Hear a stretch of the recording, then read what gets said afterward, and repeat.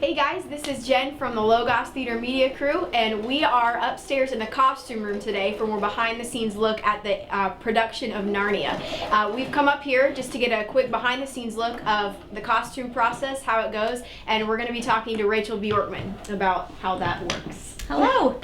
Could you just take us through a typical creating a creature for Narnia? What would go into that, all the steps? Yeah, sure.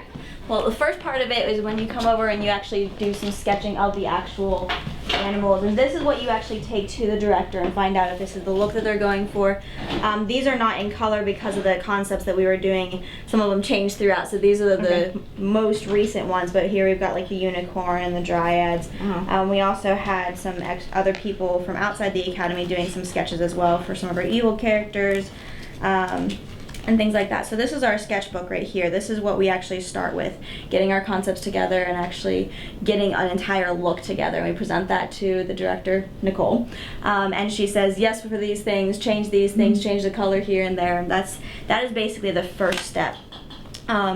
As we are doing that, our cast gets measured. So here in this wonderful handy-dandy book, we have all of our cast members and their measurements. So any character that we have at any spur of the moment, if we need to make them, say, a pair of pants, okay? We know exactly what their measurements are because they're all in here listed in alphabetical order. There's guys, there's girls, and then we just one little section for Narnia is about half of the entire book. So we have a large cast with that. But once we actually get the sketch idea down, we find the patterns that we need for them. We design patterns if we don't have patterns for them, which happens a lot. And then we get their measurements, see what sizes we need to make them, and then we go from there. Over here we have some of our crew members who are creating pieces of the actual characters, some of the creatures.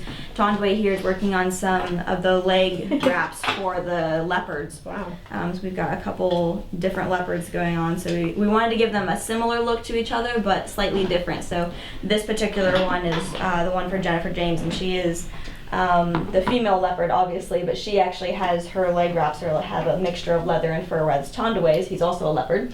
His is just fur around the ankle, so that gives a little bit of differentiation between them. That's his and hers, and then Marilla here is working on some of the wings that Andrew Snow actually created for us. He found the design. We asked him to see what he could come up with them, and so he came up with the wings and worked on those, and Marilla is now transferring the hand grips to look Narnian, so they're not just gloves, which is what Andrew had put him on, just gloves to taped on there to actually just give us something to work with.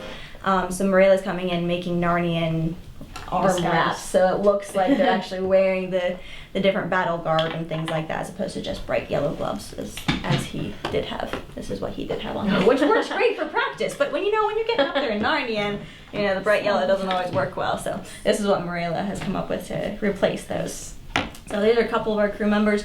In the other room across here, this is where the room next door is where we have all of our London things, and in there is one of the main places we have open floor. So the girls will often take things over there to cut things out so they can lay everything out, get it all pinned on, and then just be able to cut it out from there. So that goes into production here and then goes over to the rack. Alright, and here we are at the costume rack. This is where we actually store specifically our creatures. Once we have them created and everything, all the pieces are put together, or at least some of their pieces that can stick on a hanger. This is where they go from there.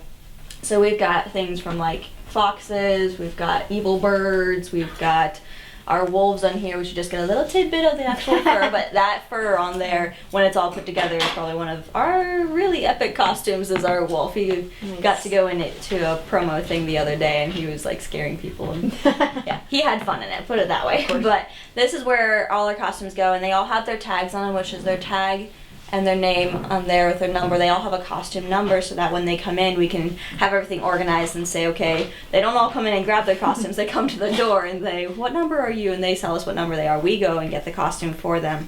That way it keeps everything nice and organized in here. Now I have one more question for you. As costume director, costume manager, what has been your favorite creature that's been created so far? So far, I'll honestly say it's the birds, and it's because of the wings and how they actually, especially the coloring of it. Marilla's is my favorite, and she's right over here. But Marilla's wings, because they have a gold and a red and a blue in them, they catch the light amazingly. And then this side is really, really colorful. So we styled it off of some of the more tropical birds. as far as the color scheme and everything like that. But when she's actually going through, you should see her flying, because through the air and things like that, with the light catching her wings and her flapping her wings and doing things, because she can cross them over her face, she can fly with them. It's absolutely incredible, and it's a blast to watch. So this is probably one of my favorite creatures so far. So You never can tell what's going to happen next. Awesome. Well, thank you very much for your time. We appreciate it. Absolutely. We have 17 days left until the epic production of Narnia begins. So if you haven't gotten your tickets yet, you can log on online at theacademyofarts.org or call our office at 864-268-9342.